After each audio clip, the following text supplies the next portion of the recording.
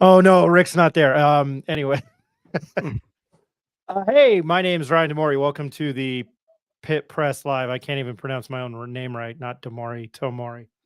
Hope everybody is well. It's April 30th, 2024. As we've announced, we're coming to you live every Tuesday and Thursday. God, I must suck. I'm laughing at my own jokes. I must not be that funny. Um, Coming to you live every Tuesday and Thursday from beautiful Albuquerque, New Mexico, except for Rick. Rick's in Northern California. And then I'll introduce the gang here. Lot to get to today. Um, and before we go any further, I want to thank our sponsors, Hydro Bar, Brazo Homes, Turquoise Desert Tap Room, Affordable Solar. Appreciate them very much. I don't even know where to begin because I'm sure a lot of people quite upset today. But I will get it rolling and introduce the gang. Um, he is now another. I don't know. Are you a father again? I don't know how it works. Congratulations. Father of two. Yeah, father of two. Congratulations on Mick Jagger. Jagger, as you named your daughter. Little Born Jackie Rose. born Monday, right? So it's been a week. Monday. Yep. Mom's doing good. Baby's healthy. That's all I could have asked for. And life's changed. Changed for the better. We're excited. We're just kind of getting acclimated to things now. She's got her nights and days mixed up a little bit, but my wife's handling it like a champ. So all is well in the Moulton household, and ready to chop it up with you guys tonight. By the way, your name's Eric Moulton. Just in case anybody needed to know that. I can't imagine a second one because my one and only was pretending to wash his hands with pizza crust the other day. Take that for what you take that for what you want. Hey, from all the way from the Bay Area, he's a two-time offensive state lineman for San Juan Mendoza. He played for Damian Segura, and he dominates men's leagues, foreign men's leagues over a certain age, 35, 40. He's an MVP of that. Richard.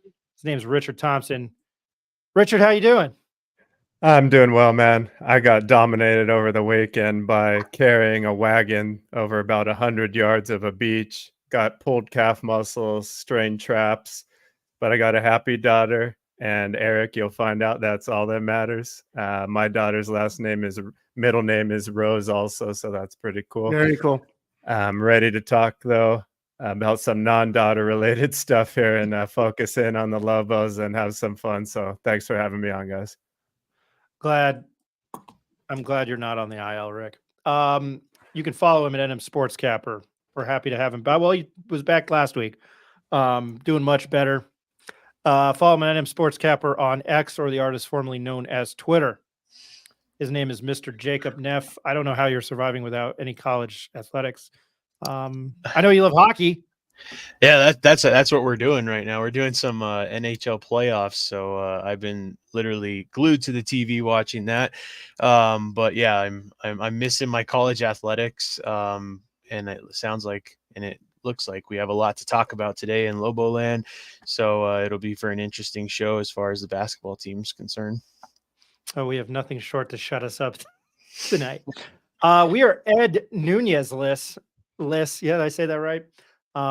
You do deserve your own intro, and the bad thing is, Nick, I'm really sorry. I just say the spawn of Ed Nunez. Hey, but you're a play-by-play and a producer at ProView. I don't know if you want me to say what your profession, but you're very extinguished there. So there you go. His name is Nick Nunez. Nick, how you doing, man? We're happy to have you. Ryan, Rick, Neff, Eric, it's good to see you guys. Doing well, man.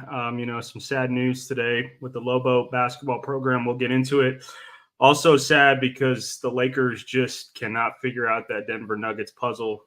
They lose in the first round of playoffs. And it was tough, but ready to talk Lobo sports.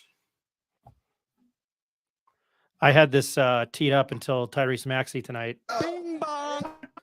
Can't do that anymore tonight. I got to give a shout out. Hey, David Fresquez. I'm not wearing any Dutch orange and blue.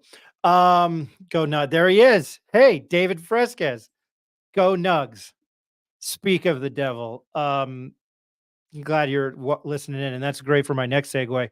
Hey, if you want to comment on all of today's action, today's news, you can comment on YouTube, I think Instagram, the artist formerly known as Prince, aka Twitter. I'm gonna beat that joke to death. Please feel free to join the conversation. Yeah, I'm the host, and these guys are my panel. David Fresca, as always. Is he really a Nuggets fan, Eric? He is, yeah. He's been a Hey, Nuggets fan for as long as I've known him. So I like it. One of the even best when they were joke- shitty. Yeah, well, one of the best. Well, I love Mello, but one of the best Jokic's thing is when they ask him about one of the post. I mean, his post game press conferences are great, but somebody asked him about flailing, and his response was, "What's flailings means." So I just hope they keep winning. But man, I don't know. They might be the best. I don't know why I'm talking about it, but they might be the best team in the West. Forgot what I was gonna say. Hey, join the conversation. Tell us we're doing a great job. Tell me I suck. Tell me the Knicks suck. I don't care. We're just happy to be a part of it. We're happy that you're a part of it. And we will get into that. Nathan Montano, Nasty Nate. I had to. I don't know if you want me to use this or something more annoying as as I just created the transfer alarm. I couldn't find the Ghostbusters siren, but that's what I quickly found on YouTube. So breaking news. A lot happened in the last week, and whether it's and a Lobo legend who sadly passed away, we'll get into that. Today can't even if you're a diehard Lobo fan, JT Toppin announcing he is entering the transfer portal, and that's where I'll go to Nasty Nate. Sad to see JT go. Glad to see the show is going strong in the offseason. Where can I get the sweatshirt that Rick is wearing? I want some merch. Nate will hook you up. You know where to find us. You know where to find me. Hope all is well. I guess I'll start. I'm not. I'll start with the transfer alarm. I'm not shocked that he's leaving. I think because of the talent that he has as a basketball player. I don't know where UNM goes from here. A couple of guys I talked to, other UNM alumni, diehard fans, won't name names. Somebody and I try to watch my language on here, but somebody called it a wimp, and I'm PG version, a wimp move to do it on the last day. Eric, I'm going to swing to you on this one, where you start, and just your thoughts overall. And this is a topic I'm going to get everybody's thoughts on, because this was freshman of the year, and if not one of the best freshmen in the country, the best freshman in the country this last year. And if you know me, you know where I stand, Nancy. But go ahead, Eric. Yeah, well, to start out with, I'm disappointed, just like any Lobo fan out there would be, but I'm also not shocked. I mean, if I'm shocked at anything, I'm probably shocked at the timing of it all, and he didn't jump into the portal probably a lot sooner, just with the notoriety of his name and how Toppin has kind of spread throughout the country this season alone. He was definitely one of those players that exceeded a lot of expectations coming in. He was kind of like a middle of the pack recruit coming out of Texas, but this season alone, I think a lot of people took notice in a lot of those big Power 5 conferences with huge NIL collectives with a lot of money to throw around. You're talking about, like, and I'm not saying or alluding to the idea that maybe he's going to Arkansas or something like that, but you look at a program like that who just picked up Calipari. I mean, they've got Tyson Foods, they've got Walmart, like a lot of these big corporations headquartered in Arkansas that have enough money to throw around and secure enough money to put together a really strong starting five. And Albuquerque and New Mexico just don't have that. I mean, with what Kurt Roth and 505 is doing, is good for what the Mountain West is, but to compete with some of those top Power 5 conferences and schools, to be able to compete for players like that. I mean, the whole landscape of college sports has changed in this season alone, and I think we're just kind of scratching the surface. It's definitely kind of evolved into this pay for play type situation now, and that's what it's going to be like. I mean, if I'm working for an employer and another employer calls me and wants to offer me more money to do the same exact job, I mean, who am I to say that to limit someone from making the change like that. But it's just what college sports is now. I don't blame him for exploring those waters. But the reality of it is, Toppin was going to be here for probably one more season, right? Like he was going to go to the NBA. He's testing the NBA waters right now.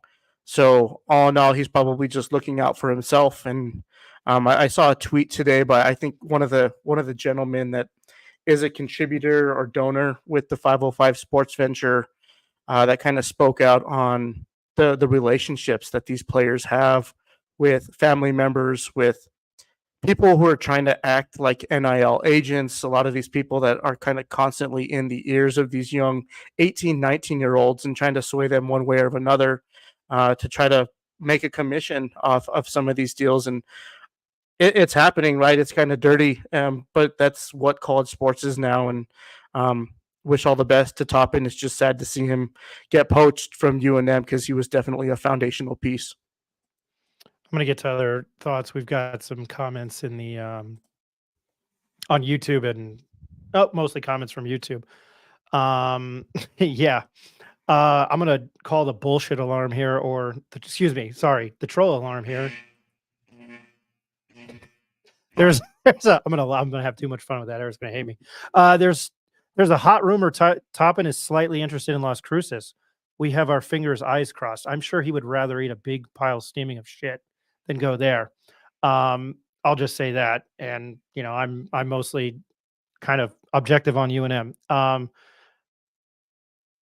Jimmy Hester, it was a total wimp move. Yeah, the word that was given to me was the P word. Sound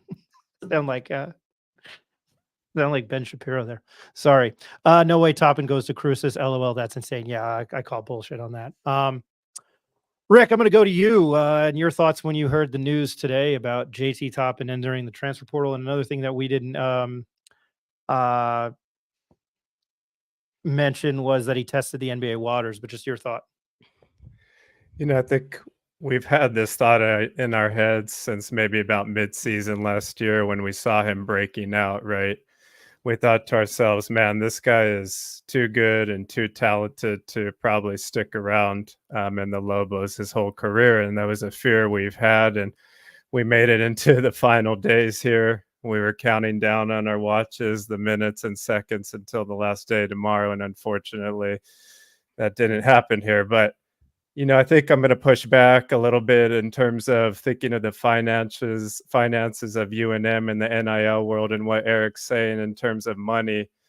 My understanding from sources is that Toppin had a great offer to stay at UNM comparable to what he's going to find at other schools. He might even actually be turning down or getting less money to go to another school at this point in the timeline of transfer. What else is he giving up? He's giving up being the man at UNM.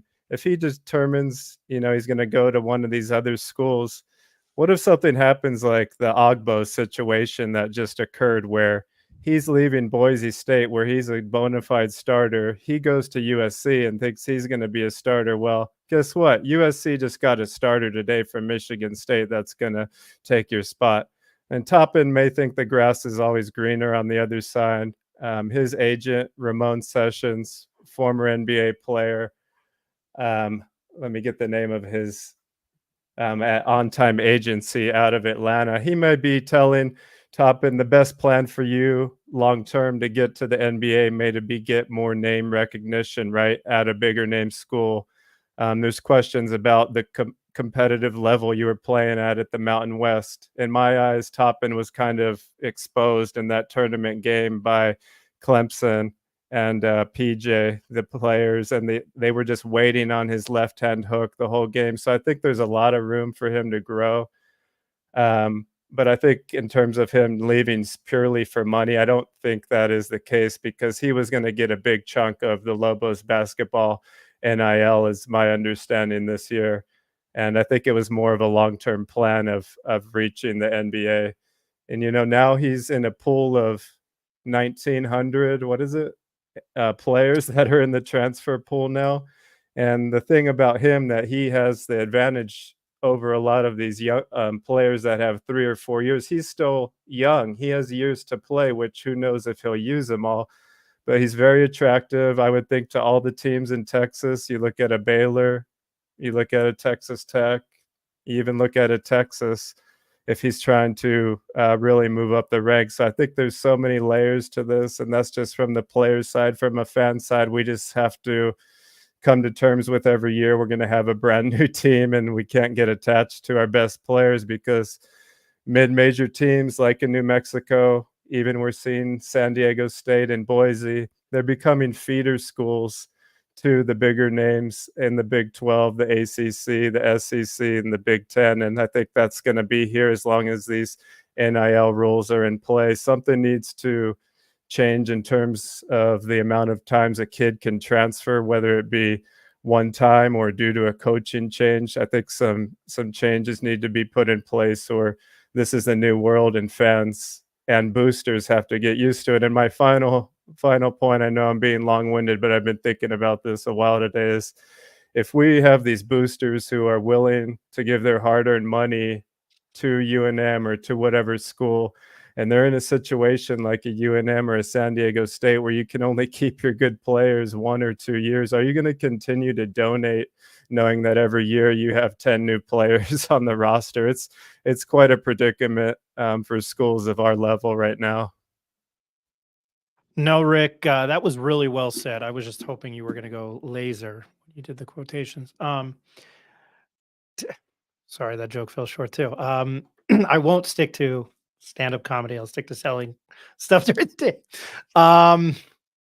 Back to the Nick, Jacob, I'll get to you. Back to the comments. JJ Grego, LOL's sure, pal.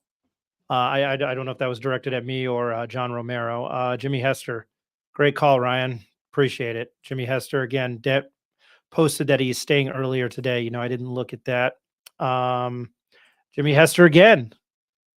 Great points, Ricky. Ben Wysong, who I believe is father of Luke Wysong. Agree 100% with Ricky. By the way, former UNM football player. Agree 100% with Ricky. Wouldn't surprise me one bit if he ends up in the Big 12 SEC school. To piggyback on that, Stanford put ACC on their court today, and it just looks really, really, really weird. JJ Grego and MSU. Yeah, we can all. He's just here trolling us. Ryan, Jack Nixon would not be proud for taking Ware from us. I don't care. You have to understand that. I don't care. I personally on this try to be objective as possible. And I'll say it again. I'd like to thank Teddy Allen and that 12 seed from 2 years ago beating UConn in the first round. Why? Because it won me money. No loyalty to the green. I'll tell you that. Jacob, I'll go. Nick, I'm going to go to you because Jacob, I know it's going to be. I think a lot of people are probably going to want to hear what you have to say. Not a disrespect to Nick, but Nick, your thoughts. Yeah, no, a couple big points that stood out to me. One, I think it illustrates the reality that college basketball, college athletics, it's just a money-making enterprise now. I mean, one of the things that stood out, and Jeff Grammer reported it in the Journal, was that JT Toppin's agent, Ramon Sessions from On Time Sports Agency, is projected to potentially get a piece of the NIL money that JT Toppin is going to get, which he wouldn't get here with the collective that we have. And it just shows, that's what professional sports does, is they have agents and they negotiate on their behalf. And that's really what kind of this is becoming. It is the reality. So it is what it is, but just wanted to hit on that. And then I think it just hurts because even though he is leaving, God, he was such a consistent piece for this team last year. I mean, a lot of guys were inconsistent last season. Jalen House was inconsistent. Mashburn was inconsistent. Nelly was inconsistent. JT Toppin was pretty damn consistent for this team last year. And it hurts. I mean, there's so much to replace. His offensive rebounding, his ability to get 50-50 balls, his ability to finish at the rim. We got a lot of work to do to replace it. So it sucks. Wish him well, but those are my thoughts. Jacob, I'm going to go to you, and then once you're done there, just a quick wrap around, and I'm going to cite the Field of 68 with their top 10 available transfers. But again, that's just 10 out of 18 to 1900. So Oh, I got to do it, guys. I've been waiting. Jacob, before I get to you, I've been waiting to do this for a long time.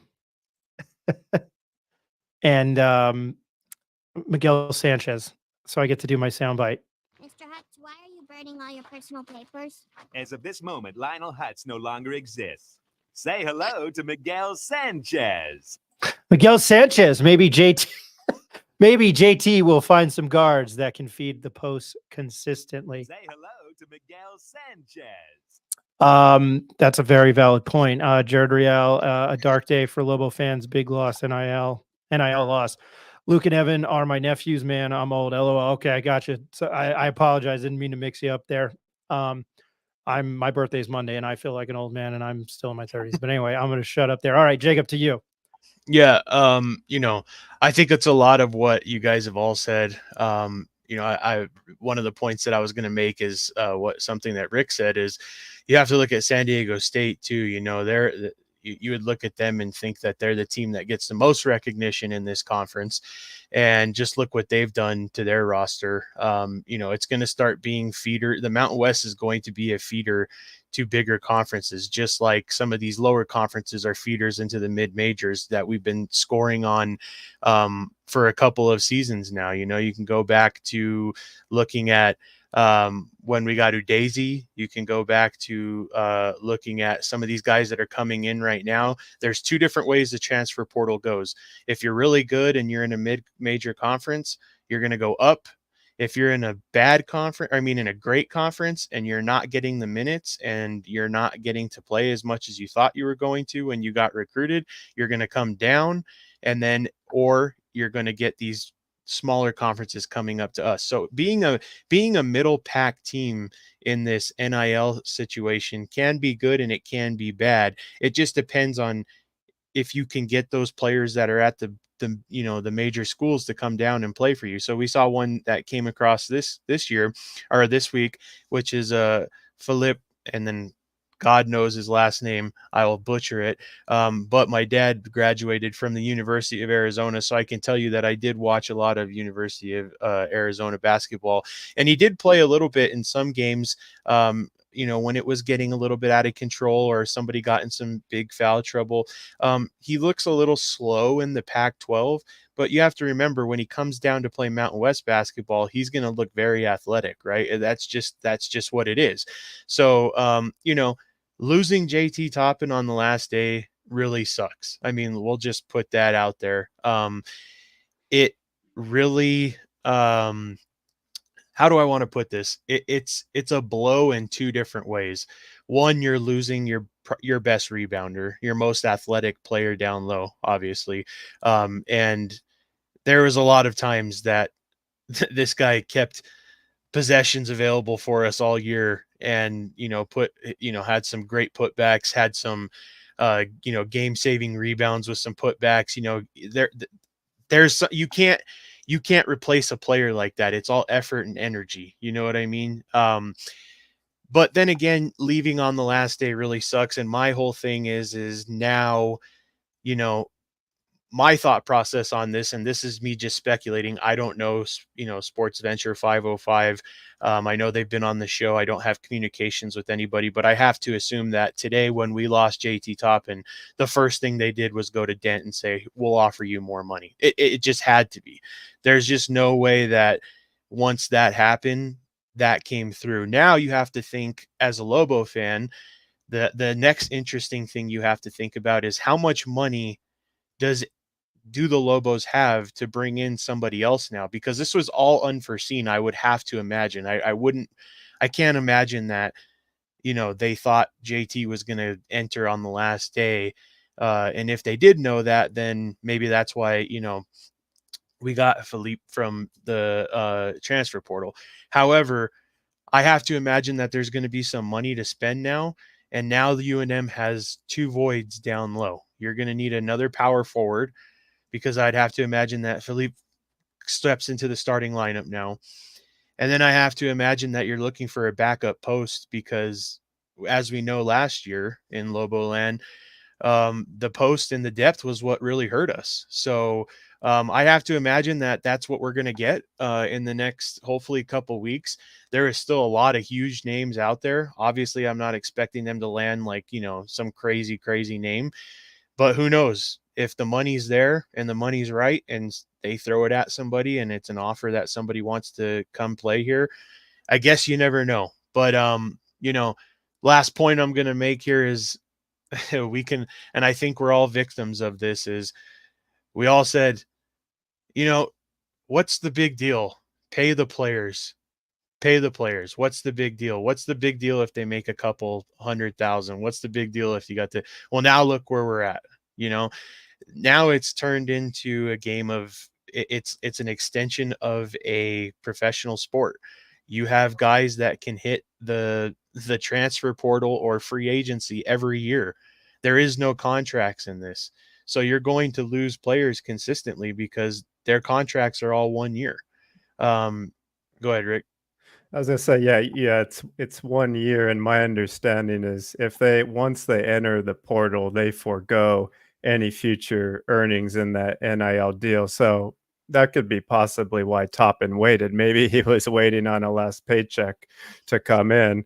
But let's not act like none of us have waited till the last day to do anything like pay a bill or fill out a car registration. So, I don't know if he purposely waited to put us in misery, but my understanding is like you, Jacob, it's a 1 year, year-to-year deal where you forego that if you enter the portal. And if you're the players, I mean, you can't blame them though, right? Because these are the rules right now, and these are their 4 to 5 years where they can capitalize on their athletic ability, where they're not going to go professionally. And I think most of them understand that and know they're not going to have this opportunity again. So I can't really blame college athletes for taking these opportunities, but for fans and others involved in the program, it's definitely a challenging time to keep rooting. And that was my point. The point is we can't blame the kids, right? I mean, they're taking advantage of what we all wanted everybody to do, right? Which was, oh, you pay the players, make them happy, bring back NCAA football games. You know what I mean? What's the big deal? What's this? What's that? Well, here's where it lands you. It lands you in a whole different game. This is no longer about recruiting. This is no longer about anything. If it's recruiting, it's for 1 year, and you just saw that happen. They found a diamond in the rough that people in this region didn't think was a great basketball player in the upper echelon schools. The Lobos offered him a deal, gave him money, threw money at him, put a lot of emphasis on trying to get him to the program. He comes, you get him for 1 year. So just know that right now, even if you recruit somebody well, it's probably a 1 year thing. And that's just where we're at. And that's mid-major basketball. And that's my point. Yeah, well, it's a 1 year thing, right? But there's not a whole lot of restrictions on it either, and everything that's under kind of what's going on in the courthouses now, right? They're almost giving the players more freedom to go and do what they want. They just removed the 1 year or the transfer rule for even 2-time transfer, so you don't even have to sit out anymore. And then there are a lot of these NIL collectives who have a lot of money. They're operating with essentially no salary cap either. So you consider some of those blue bloods that have a lot of these corporate backings and just endless amounts of money to throw at these players. They could have a starting 5 all making $1 million each, right? Like 500,000 to $1 million each, and that's realistic. I mean, like I just mentioned it earlier, like the Arkansas where they have Tyson Foods and Walmart and a lot of these corporate backings. With what does UNM have, right? They have like Intel, a little bit of HP in their backyard. Shout out to Ryan and U2 Neff. But man, this is only kind Don't of tell the start. people where we work. This is kind of the only or scratching the surface on this, because I think it's going to kind of contribute down the road to the gap of mid-major basketball and Power Fives. It's going to widen that gap a little bit more and make it harder for some of these smaller schools to even compete and get some of the top talent. Yeah, and one more thing, we're not even thinking about like actual, deals in commercials, company brands, stuff like that. These guys are just taking a chance and trying to bet on themselves, right? I mean, you go like Eric was saying, you go to Arkansas where they're backed by Walmart, where they're backed by Tyson Foods. They're going to get in commercials in those areas, right? And they're going to pay them money for commercials. Where do you see? I mean, and it's very rare here in New Mexico for somebody to run a commercial and have UNM basketball players on it, or Hydro Bar did do it. they did. That was the one, and that was a video that we show, right? So, Yeah. It's very rare, but they're just chasing for the money, and you can't really blame them at this point. Back to the comment board. On the bright side, seems like there will be a nice chunk of change available to go out and replace Top and Aaron Gamez. Appreciate you. Yeah, that's what we were talking about. These two comments. I don't know. Nick, this is the one time I can really, really say I wasn't here to give your dad a hard time about the Lakers, but I really wish he was up there right now. Almost as bad as when Alfred left. And then my main man. Say hello to Miguel Sanchez. Almost as bad as when Craig and Colin Neal stayed. Those are pretty good back to back. I would say Alfred was, Alfred was probably the worst for Lobo fan. Really bad. I don't think Toppin. That's 1 year, and you're looking at 7, 8 years of success, 9 years of success. Or yeah, 6, 7 years of success, as opposed to 1 year. JJ Grego on X. Yep, exactly. Need some change with NIL to your contracts would help at least get some control. Turnover. Jimmy Hester, nice comment, Jacob. We just wanted to play this before we move on, and not to break your heart, Lobo fan. Some JT Toppin highlights. Before the end of this first half, and in the lane. Oh my goodness.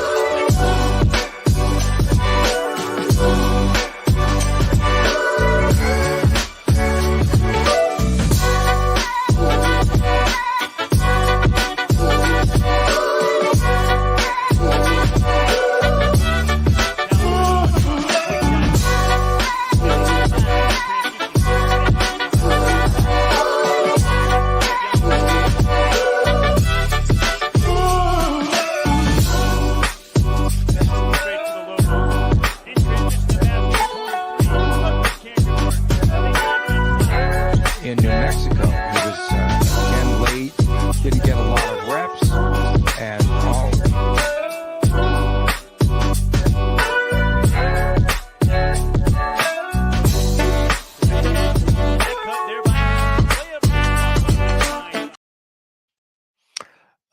It probably, I don't think that's as bad as Alfred. That's one of the. That's a really great comment.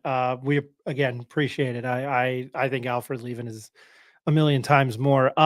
Very quickly, Jacob, I wanted to list off Phil the 68 and their top 10 available transfers. John L. Davis from FAU, Kadari Richmond from Seton Hall, who I sorry, I got a text from who I thought went to St. John's and betrayed the Seton Hall fight and Tim Chavez's.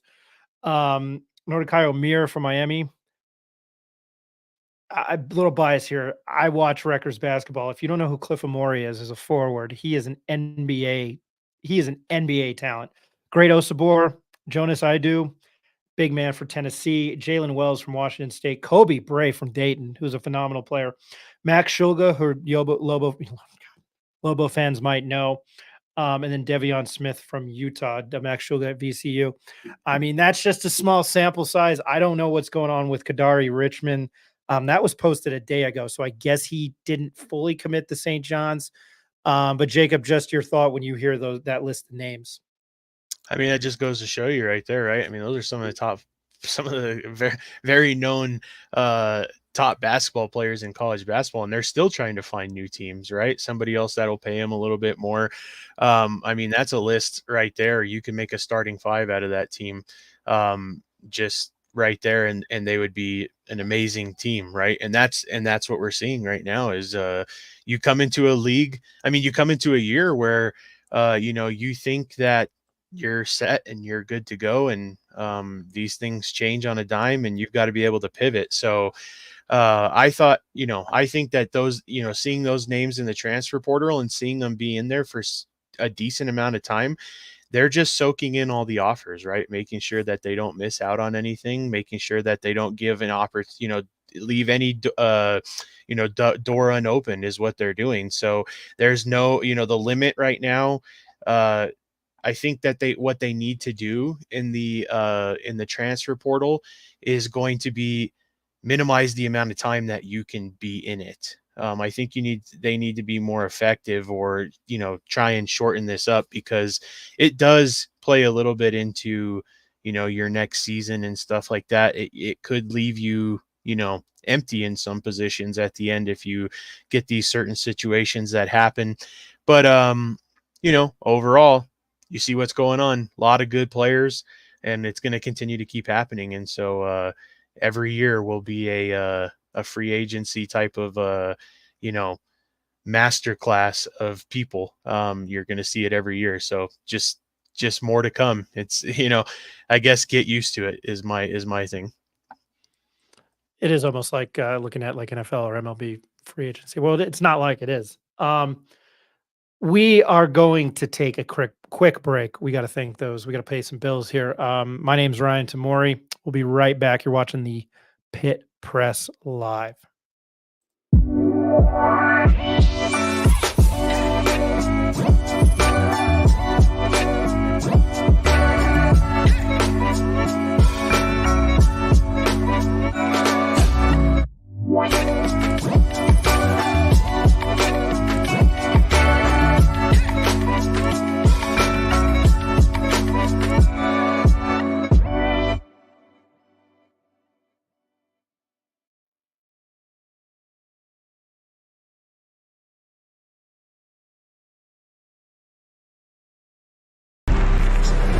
Let him cook. Let him cook now. Let him cook. I said let him cook.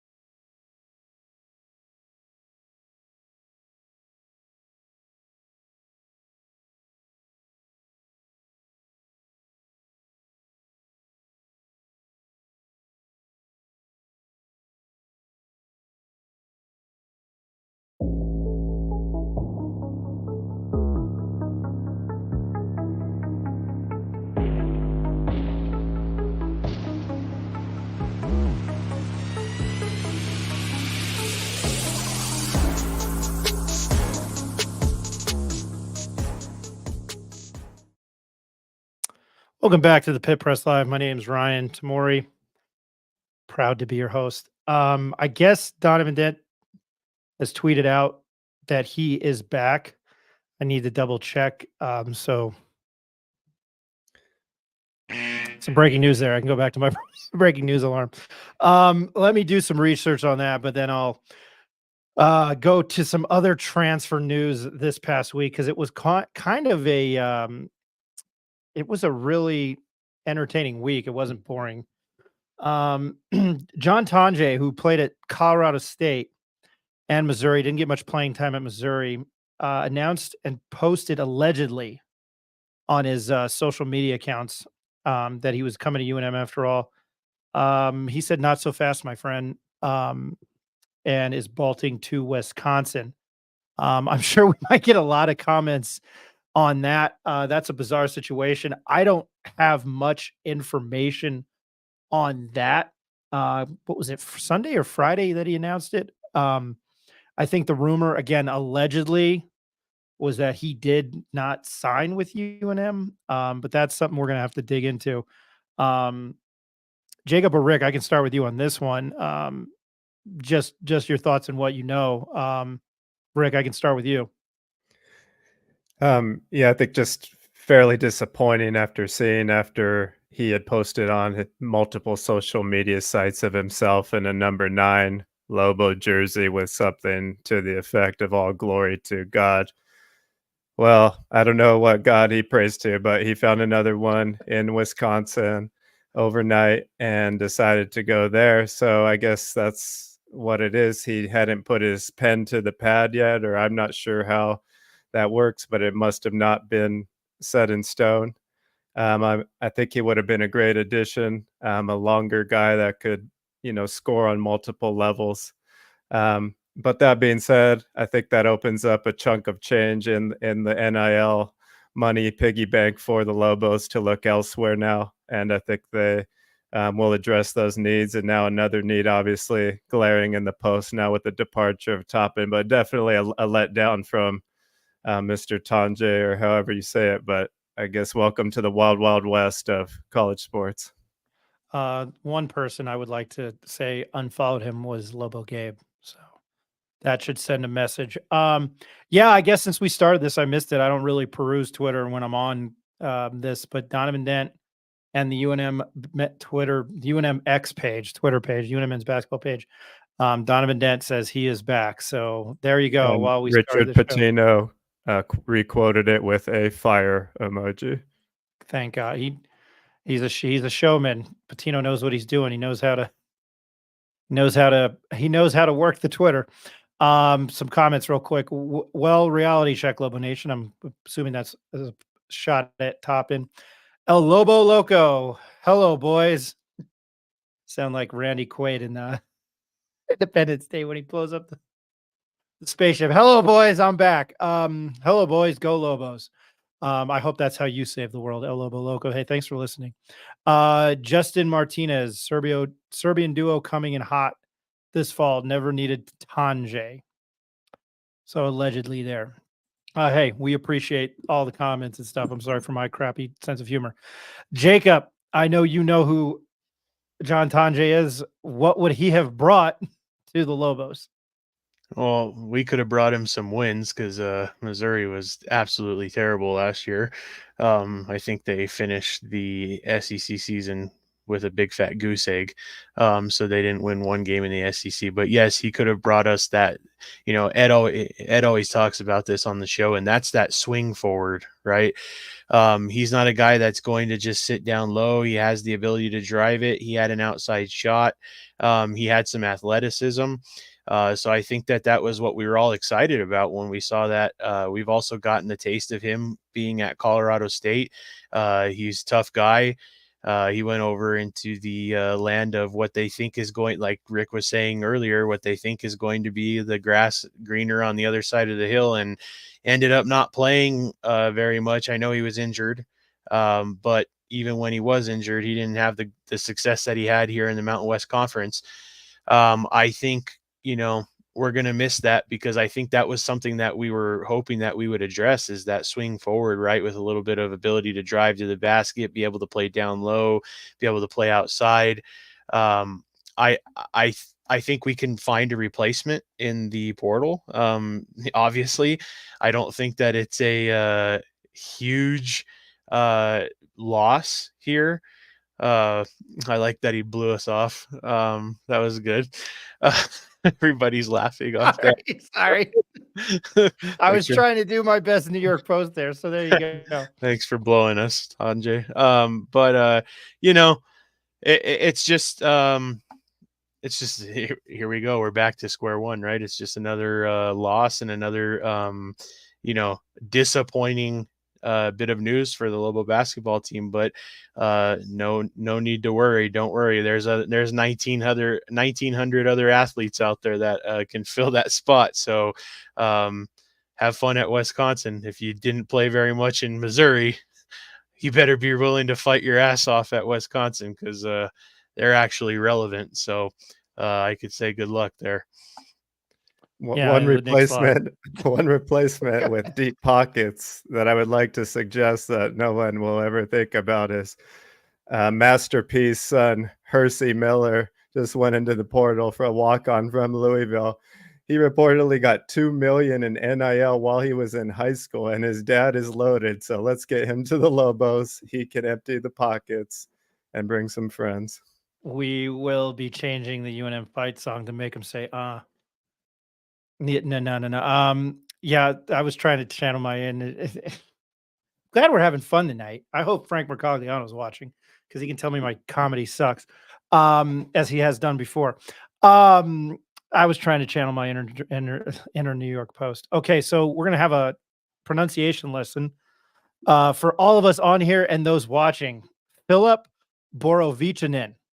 And here is some highlights to him. This is the transfer who is committed to UNM. Hey, the guys at SportsCenter, ESPN, they had fun when there's a book and Dan Patrick talks about it and Stuart Scott. And anyway, here's Philip. I got to look at it again. Borovichinin. So Borovichinin. I taught myself how to say Giannis Antetokounmpo, and I messed it up there. Antetokounmpo. I like the Greek freak. Borovichinin. Here's some highlights of him, and we will break what he brings the Lobos down here in a second.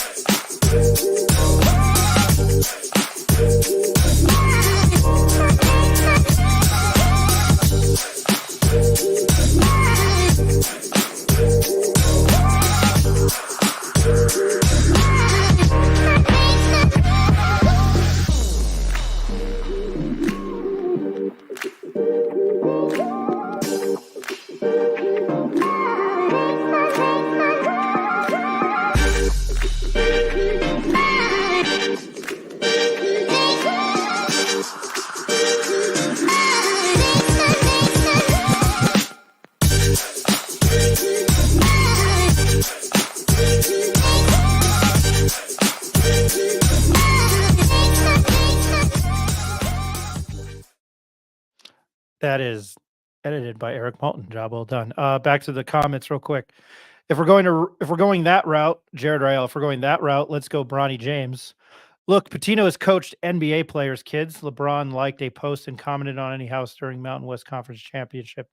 Hey, it could happen. If you like getting swept by the Nuggets or losing in 5, then yeah, we'll bring yeah, you like that, David Fresquez, then bring Bronny James on here. Here we go again. Let's try to pronounce his name. It's like the segment I had on my radio show. Jacob, how can I butcher this UFC guy's name?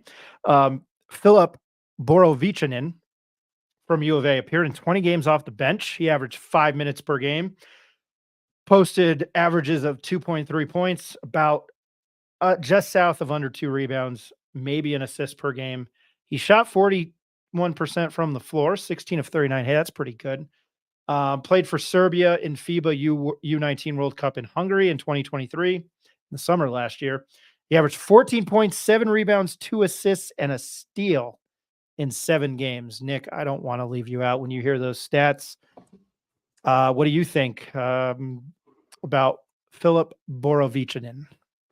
Philip Borovichinin. I'm going to practice the pronunciation. One thing that stood out to me, Ryan, watching the highlights, I didn't see a shot outside 12 feet.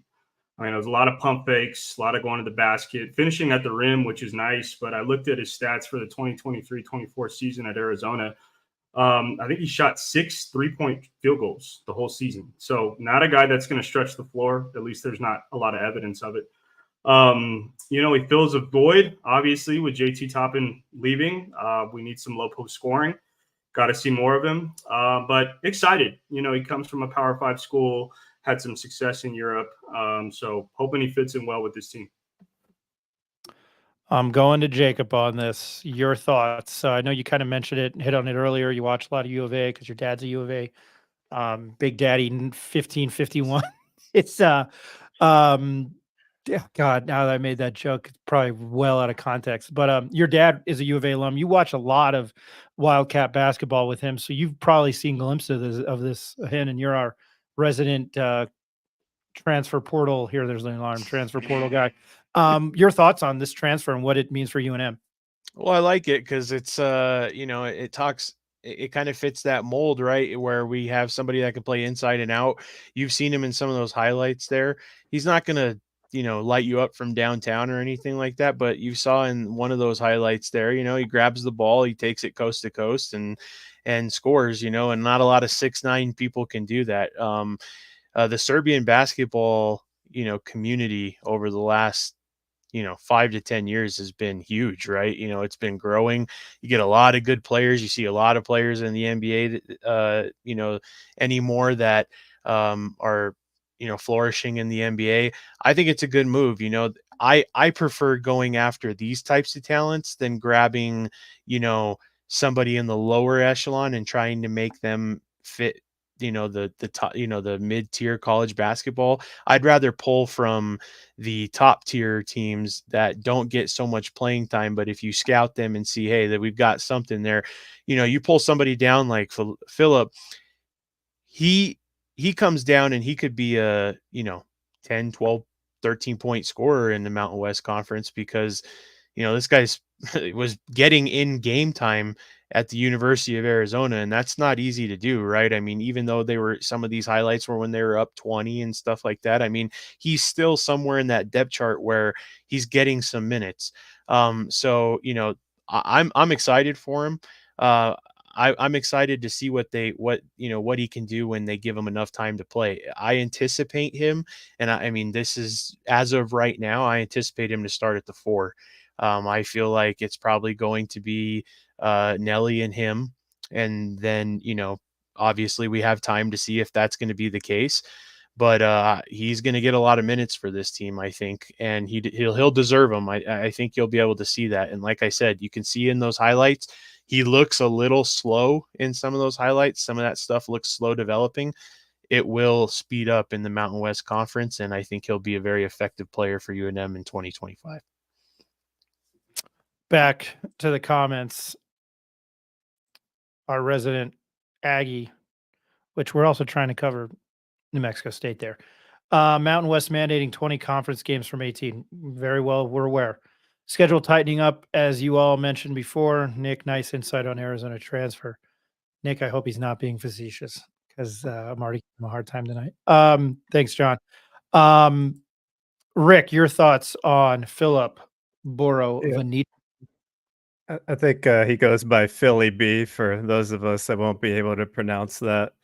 I think people out there are thinking he might be a similar type player as Amzil, and he's very different. He's a big that really plays like a guard. If you saw and if you watch some of his international film, he does have the ability to shoot the 3. I think, when he's in the end of those games in garbage time, he probably didn't have many looks for 3 in the college ranks, but he has the ability. So I'm very excited about the skill set he brings. I could even see him, and I don't know, Jacob, where he played at Arizona, but I could see him even playing the 3 at times if they want to play someone bigger there, because to me it looks like he's able to kind of stretch the floor. And I don't know if he's going to be able to guard down low. That might be a challenge for him, like we saw Amzil battling many times in conference play and getting moved off the block. But super excited for this guy, and I think he'll definitely, as the roster is now, be getting some time. Eric, your thoughts? You're on mute.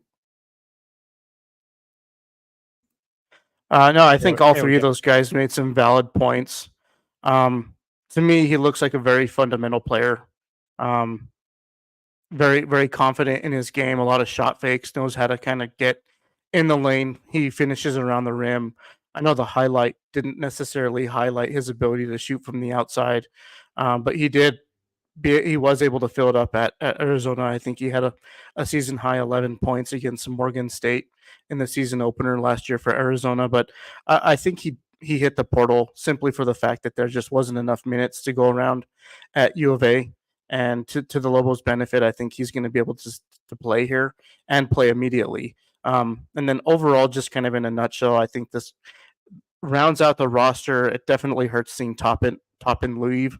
But you're looking at a starting lineup of now Donovan Dent, Noland, who's an elusive scoring guard, and then right Jovan Milicevic, and then you talk about Philly B. I like that, Rick, and then Nelly. You got three guys that are 6'9" and above, and a point guard who can create and who is highly effective in the pick and roll, and then Noland, who is really good shot creator, just really good shooter and can shoot from pretty much all three levels of the floor. So I think this roster is still going to be okay without Toppin. It's just they're going to have to fill that void.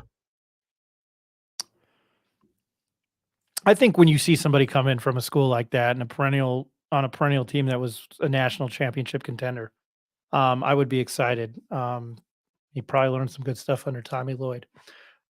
Before we jump ship to some actual sad news, really sad news that hit the UNM community. Just finishing up some transfer news around the Mountain West. Lamont Butler, Big Shot Butler, he is transferred to Kentucky, play for Mark Pope. And then Elijah Sanders has also transferred out of SDSU. There's no introduction. There's nothing that needs to be said about Lamont Butler. Everybody knows who he is. If you watch Mountain West Conference basketball closely or college basketball closely, Elijah Sanders, 6.2 points per game, 3.6 rebounds a game, was expected to start in the upcoming year. Again, back to you, Jacob, your thoughts on what San Diego State is losing. And again, I don't know who has been affected by this transfer portal in the last, I don't know how many days, UNM or San Diego State. That's probably up for debate. I'm sure San Diego State fans will say San Diego, but just your thoughts on Lamont Butler heading to Kentucky and Elijah Sanders transferring out of the portal. Yeah, I think what we have to remember now is Kentucky basketball isn't going to be up and down the court anymore, right?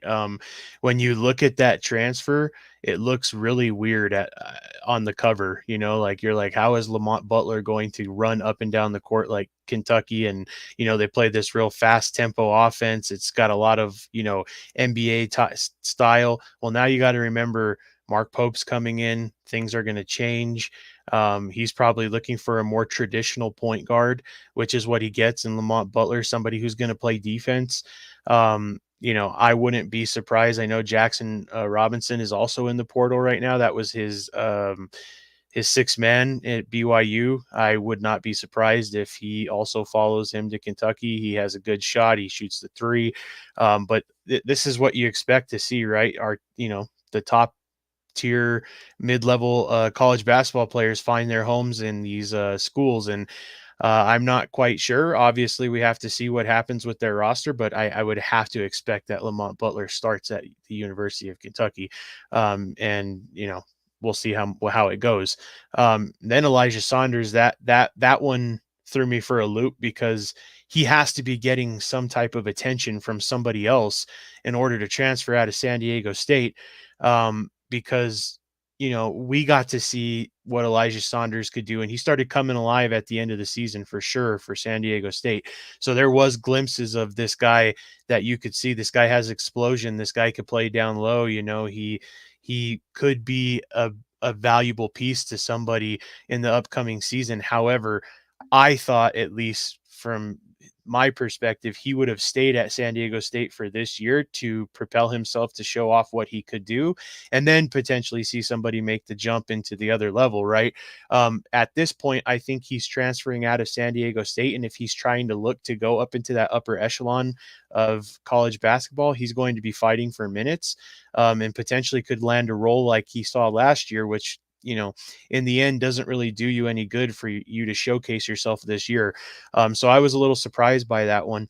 This is left, if I'm talking about San Diego State and what they've lost, I mean, we're talking about Ledee. I know that's not in the transfer portal. Butler, Saunders, Parrish. I mean, there's no way that anybody compares to that. I mean, the Lobos lost JT Toppin. I get it. He's a huge basketball player. That's almost a starting, potentially some of their starting five from this year and half of their starting five from last year. It has to be San Diego State that lost the most out of both those teams. And now they're looking at the deficit of trying to fill those voids. And, I think it's going to be tough. Obviously they have some guys coming in. San Diego State does a great job of recruiting. They have a great pipeline there to do it. But, it's going to throw them for a loop. I think you're now probably looking at Hyde starting at center for the San Diego State Aztecs. And last year it was hard for him to find some minutes. And if he did, I think he only averaged like 4 points. So you can't be confident in that, coming into next season. So I would say San Diego State definitely lost the most out of all of us, even though Lobo country is hurting, hearing JT Toppin leave. You got to look at that from that perspective and say that's a lot of people to lose. It's no longer Lobo Nation. It's Lobo country. Let's ride. Yeah, especially Lobo. Especially as Bronco as our head coach, right? Oh man, don't say things like that to me. 6'9", El Lobo Loco, 6'9" with those handles is great. Not a lot of players right now in the Mountain West that will be able to guard that on Borovichinen. I'm gathering that's that comment. Nick, and then I'll get Eric on your thoughts on this. San Diego State's kind of Lobo killer. It's vice versa. The rivalry was kind of renewed, I think, the last 2 years. When you hear that those guys are transferring out, thoughts? Can't say I'm that surprised with Lamont Butler. I mean, he had been there 4 years and he got to the NCAA championship. I mean, he accomplished pretty much all that he could accomplish as the San Diego State Aztecs. So there was a market for him. He's a 4-year player that's got a lot of experience. Let's see where he fits in with this Mark Pope team. As Jacob was saying, it's going to be a different Kentucky roster. So I'm not surprised that he left San Diego State. As far as Eli Sanders, I mean, he had a pretty good game against New Mexico when we played them at San Diego State. He had a couple threes, I think, in the second half, which were really kind of backbreakers for us. And he's a talented player, I think, with a high ceiling. And it was kind of surprising because I think, as Rick put in our notes, he was expected to start next year for San Diego State. So a little surprised that he left. And let's see what the San Diego State roster looks like with these two guys leaving. Eric, your thoughts? Yeah, I think if we're going to be talking about the whole Mountain West, I think Chibuzo Agbo from Boise State going to USC was kind of the most shocking thing to me, because he's essentially going from definite starter, probably seeing plus 30 minutes a game, and now he's at USC. And I think he's going to be lucky if he sees more than 10 minutes a game. So that was one that I was kind of focusing on the most that caught my eye. Butler wasn't as shocking. Nick made a really good point. He's been there. He's kind of done everything that he could have at San Diego State. And he just wanted to get put on a bigger stage and probably live out a dream of playing at a Blue Blood and just kind of being able to experience that. So definitely a player with a lot of experience, especially at the point guard, shooting guard level. And I think he can definitely compete at that level, especially defensively. What was he? 2-time Defensive Player of the Year in the Mountain West. So I don't blame him for making that move. Say hello to Miguel Sanchez. It's never going to get old for me. Is it correct that foreign players do not get NIL?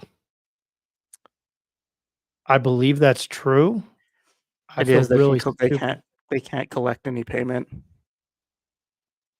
So like Zach Edey is Canadian. That's right. That's what I was thinking about, because he couldn't collect any, right? And that was probably the biggest name in college basketball that could have definitely capitalized on his name, but because of the NIL rules and foreign players, he wasn't able to get paid. That's right. I mean, I'm sure he got paid, but just not legally. Thank you for that. I remember it's true. They were CBS was talking about that. TBS, they were talking about that during the Final Four in the national championship game. That's right. He's a good old Canuck. The segue to this, and then I think just for time constraints, we have some transfers to talk about the women's basketball team. I think that would be something we might do. That's something we can do Thursday night now. Maybe we can have for JJ Buck, the voice of the UNM women's basketball team. Sad news out of Lobo land. And I was quite shocked because Ed and I, Ed Nunez, we do we do a Lobo Legend series where we were talking to a lot of former players. We've talked to David Quixote, Doris Gary, Kenny Thomas, um, Royce Only. We were referring other players. I know I'm acquaintances with the guys during the Alfred years. Um, so that makes it a little bit easier. And Ed, Nick, your dad knows a lot of the older guys because he used to run with them at Johnson Gym. Somebody we were going to effort was Ruben Douglas. He passed away, I think, uh, due to a heart attack, allegedly. I think it's still He had I think causes are still unknown. still unknown If they're still causes. investigating. Gotcha. Douglas had a sudden health problem in Costa Rica that proved to be fatal. His brother Ramon informed his Italian club Fortitudo Bologna. Ruben Douglas was 44 years old. Rick, you're kind of sort of all these guys, and you bring up names that I haven't heard in a while. NBA and college ranks. Ruben Douglas was the Mountain West Player of the Year in 2002, 2003, and he led the nation in scoring. It just adds to, I think, the Lobo lineage that this program, is probably top 50 in the country, and that says a lot. Maybe top 40. You can argue that. I'm sure John Romero is going to chime in. But he was a stellar player during some not so, winning seasons, if I remember correctly, under Fran Fraschilla. But you and I had talked about in passing, talked about him and how good of a player he was. And as I'll say again, when Ed and I were doing this Lobo Legend series, he was one of the first people that popped up. Any memories, and it's kind of sad to hear the news, Lobo Nation, amidst obviously this is greater than anything transfer portal related. But it's really sad news, and it's kind of had an effect on UNM basketball fans and UNM athletic department fans over the last weekend. I'm just going to throw it over to you because I think you had mentioned you had watched him a lot at the pit. Right, and when we think of Arizona transfers to UNM, none more notable than Douglas, who played 1 year at Arizona, that had a top recruiting class with Richard Jefferson. I don't know if Luke Walton was there yet, amongst AJ Bramlett was still playing there as well. So he came into a loaded Arizona squad, and he got minutes that year. I think he averaged around 8 points a game as a freshman at Arizona, and decided he wanted to transfer. And at that time, you had to sit out a season. And he came to UNM and sat out. And his first year, it was just, his 6'5" frame, the way he shot the ball out to the side a little bit. I'll never forget it as someone growing up and watching him. Obviously played 2 years under Coach Fraschilla and 1 year under Coach McKay. And I wish your dad was on here, Nick. I believe the first year he was here, they were about 5th or 6th in the conference, but in the conference tournament, they made it to the title game, I believe, and had a shot of actually making the big dance. And the final 2 years, he was here along with Marlon Palmer at guard and Chatfield Chat. They had some talented players, but did not accomplish many wins. And obviously his senior season, averaging 28 points a game, is something we'll never see anyone do again in a Lobo jersey. And when we think about great guards, he's probably up there 6th all-time in Lobo scoring when he only played 4 seasons, I think 83 or 86 games, 6th all-time, I think, in 3-point buckets. I mean, this guy was probably the greatest scorer in New Mexico history. And other memories I have is just coming up in Lobo basketball camps, going to Coach Friend's camps, having access to see the players like Lamont Long and Douglas. And Douglas became an icon for us in high school. The big T-shirt underneath the jersey, we all started wearing it like that at St. Pius for our games. I still wear the big T-shirts to this day, and one mixtapes. And Ruben Douglas, man, those guys influenced my basketball style, and just their influence on the game was huge to me. So he'll be missed greatly, man. And he was a good guy off the court, and just a pure shooter that also had, a 10-year career in Europe, where he also won a title, I believe, in one of the top leagues, I believe the Euro League, and was named MVP, made a game-winning shot that was incredible. So this guy made a lot of money playing basketball, love the game, and leaves behind 2 children that we can't forget about as well in Arizona. And we just have to, our hearts go out to them and his family as we remember this great player today. Yeah, Nick, I'll say this again. This is probably, we might get his thoughts if he joins us Thursday. I want to go to the comments. A lot of people chiming in about Ruben Douglas, and he was 44. Jared Rael, my favorite Lobo of all time, man, led the NCAA in scoring, man. I loved Ruben. Jimmy Hester, if Ruben had played on better teams, he would have been in the NBA. Great player.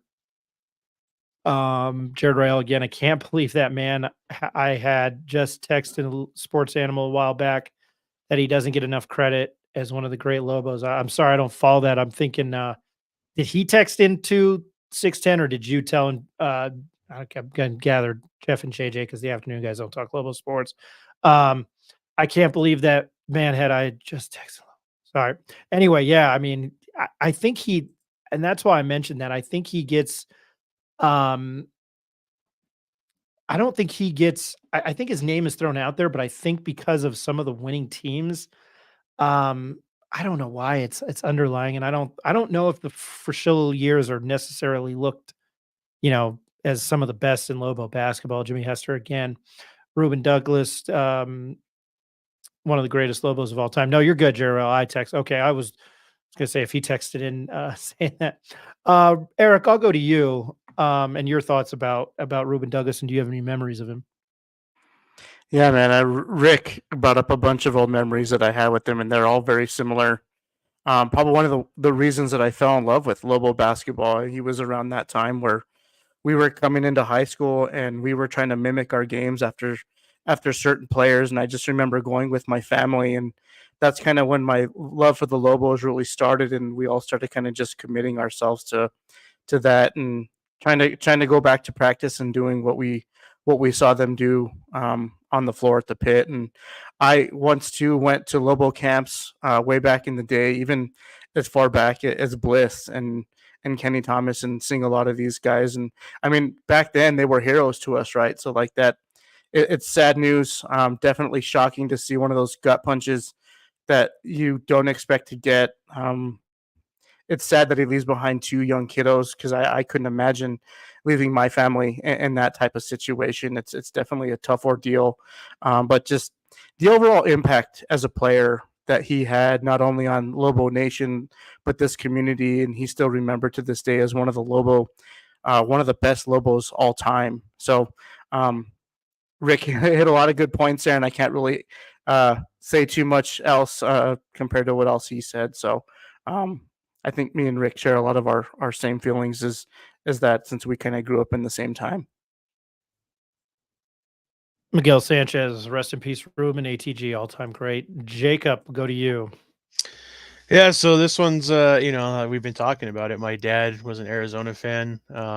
Me growing up, I was all about the Lobos because this is where we lived and it was the team to watch. And I've always had a love for college basketball. And when my dad said, "Oh, this guy's transferring in from Arizona, we're going to have to go see a couple games together," right? And I just remember a lot of the times, back especially in 2000, I think that was the best team he was ever on. Even though that was like his first year coming in, he was still a great player. He led the team in scoring.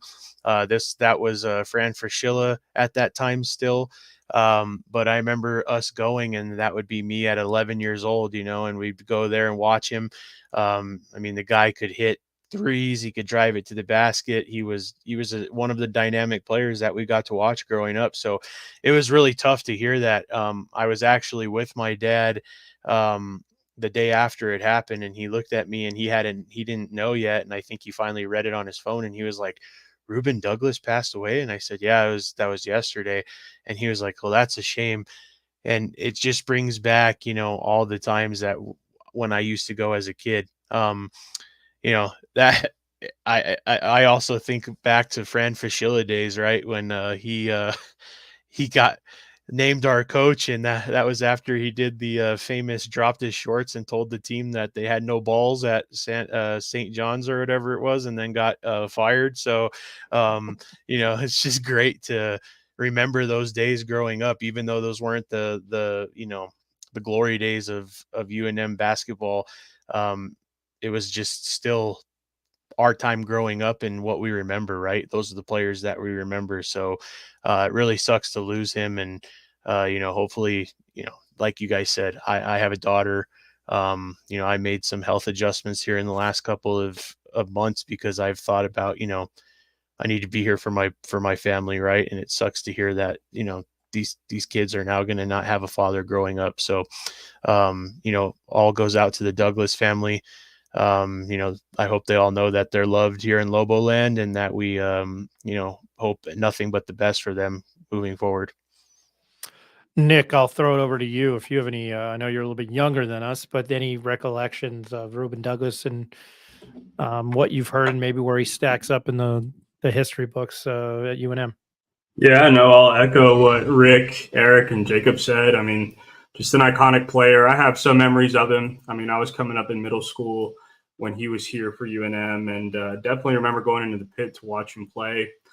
Just looking at some more of his numbers, you know, Rick said a lot of them. During his last season, though, where he averaged 28 points per game, he had a 4-game stretch where he had 146 points. So that's 36.5 points per game. And I mean, he was just tearing it up. He was named to the Mountain West Conference's League 25th anniversary team. He had 1,782 points in 3 seasons, which is number 6 all time in UNM history. So, you know, I think he's solidified his name as one of the all-time greats, probably one of the best perimeter players that UNM has had. So rest in peace, and so sad that he's gone. Again, Ruben Douglas, just some stats here. Played with Panama's national team in the 2006 World Championship, also had stints Italy, Greece, Spain. So he played all over Europe, played in 23 Euro League games and had 40 Euro Cup appearances, averaging 15.2 points a game, 3 rebounds. Yeah, he hit an epic shot. And Rick, you had mentioned that. Again, national score, led the country in scoring in 2002, 2003. Played for the Lobos from 2000 to 2003.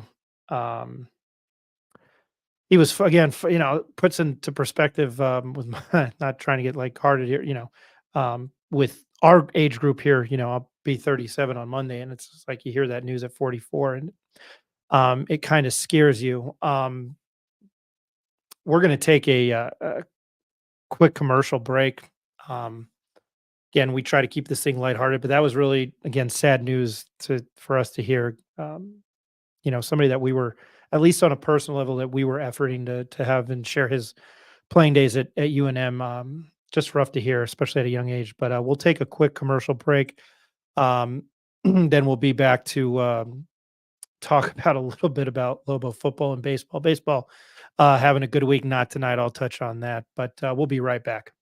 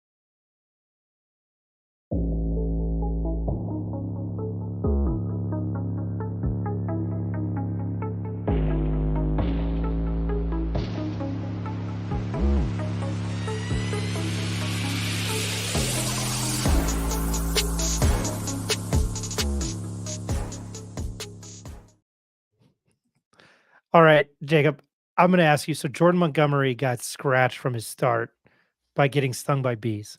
The Arizona Diamondbacks pitcher, the former Yankee, former Ranger. You got to tell that story real quick because it just happened Yeah. tonight. So the Arizona Diamondbacks and Dodgers game was actually delayed. It was supposed to start at 7:40, and then the Arizona Diamondbacks pitcher was scratched because he got attacked by a bunch of bees before the game and stung like crazy. So uh during I didn't want to laugh or show any laughing type of emotion while we were talking about Ruben Douglas, because that was not what I was doing. But while we were doing that, on my phone I got a notification that says Jordan Montgomery scratched from start, stung by bees, and then I went and looked at it, and he just got like literally attacked by bees before the game started.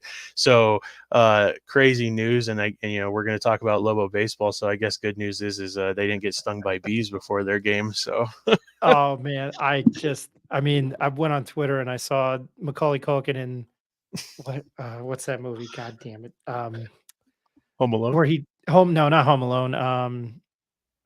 My Girl, where he dies at the end. He gets stung by bees. That was the first thing.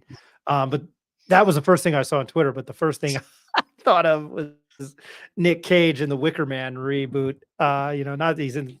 I'm sure you've seen the meme where he's in the wood cage, head cage, and he's going, "Not the bees."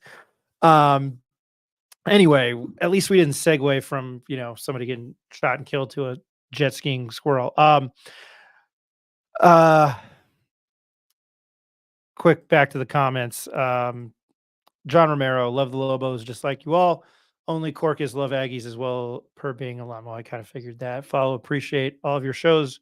Rarely miss any. You all rock. Rest in peace, Ruben.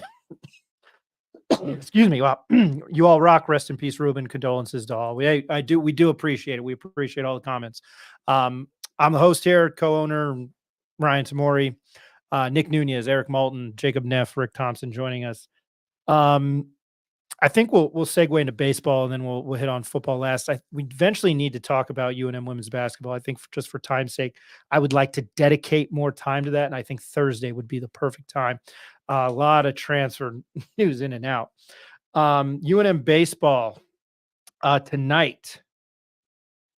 We're in Cruces.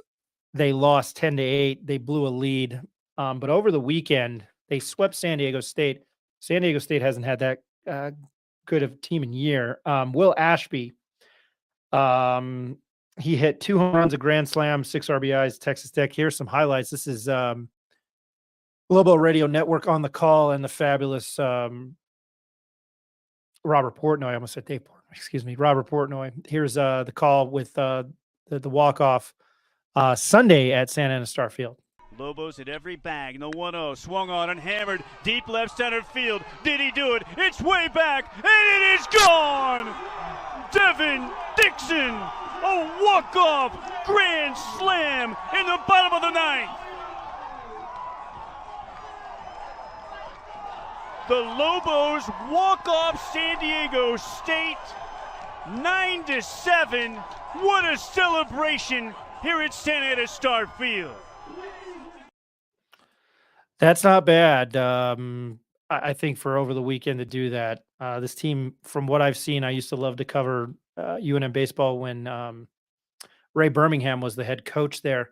But this past week, UNM went to Texas Tech in Lubbock and won 17-3. They swept San Diego State. They did lose to New Mexico State tonight in Cruces. I don't think he's watching. I got to give a shout out to a gentleman I met, Trey Gonzalez. He was on the call with ESPN Plus tonight and the voice of the Aggies. And I apologize. I don't know who that is. And that's no disrespect. He was a pitcher at NMSU and I became friends with him. He and I were in touch because he kind of in the media thing. And I'm like, I need to reach out to him, but he was on the call tonight at ESPN Plus, again, former Aggie pitcher. So that was very cool. Yeah, 10-8 loss tonight. College baseball can be fun. I'm not going to sit here and be an expert. I might have to reach out to Chris Jackson, who I've had on my show, and on my radio show and the podcast. He's a plethora of knowledge. But college baseball can be fun to watch, and if you're familiar with it, I'm kind of being cliche here. Like you go down south, man, it's a different beast. I would love to be a part of that, but there were I think there were some games that when Ray Birmingham and Lobos played at Isotopes Park, which is another story within itself. Um, a lot of people showed up. Plus, you could buy beer there, so I think that attracted to a lot of people. Um, right now, UNM is in second place in the Mountain West Conference. San Jose State's in first. That walk off by Devin Dixon, that was awesome. UNM men's golf. Lobos finished as a runner up at the Mountain West Conference Golf Championship after falling in a playoff to San Diego State and Crestwell, Oregon, in the Emerald Valley Golf Club. They will now await their bid to the NCAA Regionals, which is held May 13th and 15th. Rick, thanks for all that information. Appreciate it. Kind of just a segue what news going around Lobo land. Now to the NFL draft. I can tell you right now that as a New York Giants fan, I'm glad JJ McCarthy wasn't picked. No surprise, no Lobos were taken in the annual NFL college draft. I guess I'll start with some of you guys. I mean, are you shocked? I feel bad for Dante Martin. I think he's a phenomenal he was a phenomenal quarter. He leads the Lobo.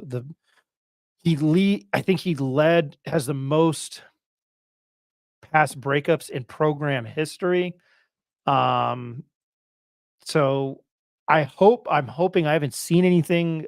I don't know what the Lobo football Twitter does. But I would hope that he gets picked. Eric, I mean, I don't know how much we can delve into this. I don't think anybody's shocked that nobody was drafted. There were a few Mountain West Conference players that were drafted, and we can go over that. No, I think Dante Martin probably was the one guy who was going to get chosen would go, and I haven't seen or heard any news. I haven't really even looked into it either if he was going to get like some kind of free agent deal or get invited to some camp, but I'd imagine he would. He was a talented player. He was consistent. To be the pass breakup leader at your school, record holder, I mean, that holds some type of weight there. So I'd imagine he get invited to camp. I just haven't really looked into it that much, and I don't think it's really been advertised much on the football Twitter, social media. I don't know much has really even been released. I know cameras weren't allowed at the spring practice, so was something you guys talked about on the last podcast, but we sure did. I won't go into it here. Rick, you played football.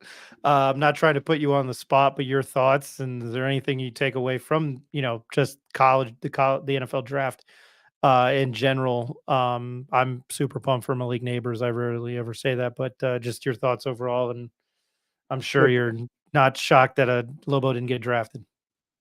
I mean, there was three guys. I guess Dante Martin was the one you guys have mentioned, and then guard Terrain Stafford, and then wide receiver Jeremiah Hickson. I think we're all trying to go out, so maybe they still have a chance to make a practice squad or however it works during the summertime, a free agency signing. I think more surprising to me was that only two players from the whole Mountain West Conference got selected, with Trey Taylor from Air Force in the 7th round and Muhammad Kamara, who I thought was a great player at Colorado State, and he ended up sliding all the way to the 5th round to Miami Dolphins. So I think just the overall number of players from the conference was kind of staggering to me, and just kind of shows you where the Mountain West Conference lies in terms of star power and talent in the college landscape.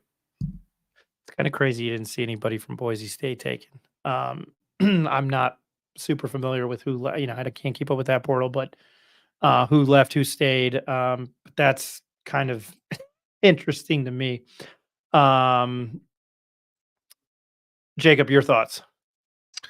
Yeah, it doesn't surprise me. Obviously, I think that we know where our football team had been over the last couple of years. I mean, I'm sure there's some individual talent, obviously, that could make it up to that level. You would hope, but just based off what's happened, obviously a lot of these teams have started to sign free agents, that undrafted free agents. They haven't been picked up yet. So now they're probably looking at a chance at making a practice squad, like you guys were saying, and being able to go out there and do that, hopefully get an invite to that to try and make a practice squad, or potentially, you know, maybe if they get an invite, they can work themselves into a roster spot. So, you know, hopefully this is the, you know, the last of it, and we'll be able to see our program be on the rise here soon, and, you know, Bronco get us back into, you know, delivering some football talent into the NFL and stuff. That'd be great. So I'm looking forward to it. I hope he's the right answer. Nick, your thought? Sad for Dante Martin, like you said, Ryan, the all-time leader in pass breakups. I think he was a Bob Davie recruit that ended up staying with Danny Gonzalez, and you know, was somewhat of a bright spot for a Lobo secondary that had its challenges last year. But who knows? As you guys have been saying, free agent contracts happen all the time, and hopefully he gets invited to camp somewhere and gets an opportunity. But yeah, you know, excited for Lobo football coming into this next year. Hopefully Coach Mendenhall can turn it around. I believe if you renew your tickets by June 6th, you get a medallion. Why not a Nike pullover or something? Just throwing that out there as I look at the two marketing guys. Anybody have any final thoughts before Eric? I know you got to go. You have any final thoughts? I need to cue up that Jerry Springer. No, just glad that Donnie Dent is staying committed today.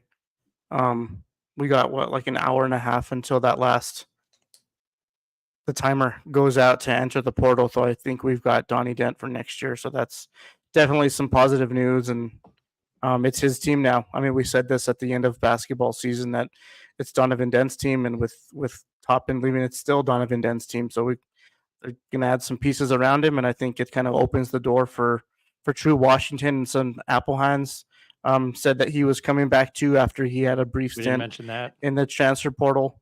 So some good young pieces. Webb, another one that we were kind of questioning his playing time and the amount of minutes that he didn't see this year, and why not. So I think there's plenty to be seen, and some new recruits coming in that we'll have plenty to talk about this summer. So that's me signing out. Jacob, you have any final thoughts? No, just excited to see potentially who else comes into the program from the basketball team. You know, obviously we're going to have a couple of days here to rest on, and the Lobos are going to have some time to look and see who they could bring in, and they're probably going to have to be talking to some people. But this is, I guess, what makes the transfer portal fun, if you want to put that in quotation. It's going to always be keep you on your toes. So excited to see how that continues to go, and obviously where JT lands is my thing. Richard? Yeah, two things, I guess. I wish Toppin the best going forward, but I think it opens the door for Nelly to have an increased role on the offense, and I think him having a whole season at UNM under his belt, now having to move in and transfer in, he'll be more comfortable and ready to go rolling into next season. Could probably expect some more touches now, I would think, in the pick and roll, amongst just getting the ball in the block. And I think overall, just looking at transfers as a Lobo fan in the history, we have to be pretty happy with the success rate we've had, right? If we go back in time, starting with Ruben Douglas, we also got J.R. Giddens, we got Drew Gordon, we got Hobson, we got Danny Granger, Troy DeVries, and those all worked out really well for us. I can't think of any to the level of Toppin that have left that have had much success after leaving. So I think we should consider ourselves fortunate in the transfer history, and let's keep it rolling moving forward. And there's a big chunk of change hopefully to be spent. Nick, I know I kind of segued out of you with the football comment, but do you have any final thoughts? Two final thoughts. Lobo football, we didn't talk too much about it other than the guys that weren't drafted tonight. But the way the spring game shook out, and I know we kind of broke down the spring game a couple episodes ago, but excited about Donovan Dampier. I think he's a dynamic quarterback that can throw, that can run, that can really bring some excitement to this program. So looking forward to seeing him in the fall. And then Lobo basketball, really curious to see how the team addresses some of the positional needs. The low post scoring, stretch three, like my dad always says. So just looking forward to see what these programs have to bring in the coming months.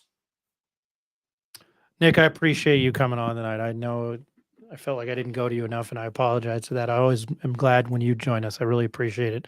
One thing, I don't know if anybody can see it. When I started this show, when Eric and I started this show, I went and bought podcasting equipment after I lost my show at 610. That was a reason why I'm sitting here doing that. I had like 10 downloads, and I thought nobody's going to listen to a hack sports journalist. Tonight, the last few times we've gone live, I've been pretty impressed with the numbers. I thought maybe 40, 50. Right now, we're showing close to 400 people watching us at 380. So I can't extend it for my sarcasm and being the host of the show and a co-owner of the company. I really appreciate everybody watching, listening, and chiming in. I don't know. We try to do the best job that we can talking about UNM athletics, talking about the Mountain West Conference. We are trying to talk more Aggies. There's a plethora of, they don't call it Aggie but there's a plethora of, Aggie fans in northern New Mexico and this area in central New Mexico. So we would like to accommodate to you. Us here, our knowledge is more UNM, so really appreciate it. And again, we are coming to you every Tuesday and Thursday for the summer through basketball season. This is probably how we will cover football. Really enjoy doing it. Really appreciate everybody that watches. Going back to the comments Ben Weiss on, great show, fellas. Really appreciate it. Really appreciate it.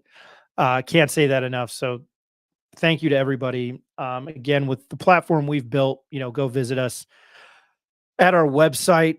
Oops, I accidentally deleted it for the Tanjay blows off UNM. Visit us at, follow us on Instagram at the Pit Press NM, Twitter, the Pit Press NM, and our website is thepitpressnm.com. Again, every Tuesday and Thursday, roughly 8 o'clock Mountain Time, which is perfect.